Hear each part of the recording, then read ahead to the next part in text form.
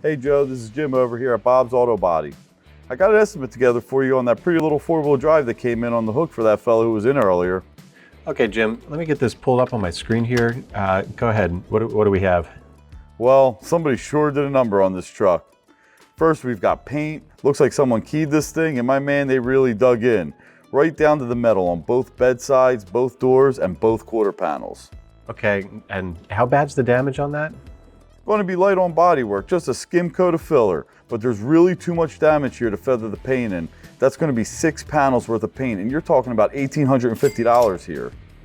Okay, that sounds reasonable. Also, both these headlights are smashed to bits. The grill's fine and the hood's okay, but there's no saving these housings. You know, this truck is all souped up.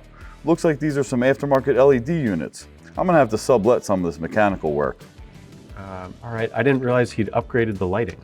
I can get a pair of used OEM headlamps for $350. We could also do new aftermarket for $300. Just let me know which way you want to go on that, or if you want me to price some fancy LED replacements. Okay, hang tight on those. He's not covered for the nicer headlights. I'd really like to see some receipts for those. Let me call him.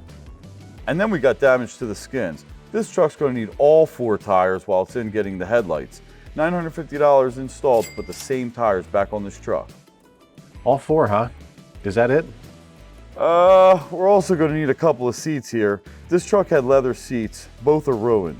Aftermarket isn't an option here, but I found some salvage ones that are mint. The yard knows they're nice. After my markup, you're looking at $569 each.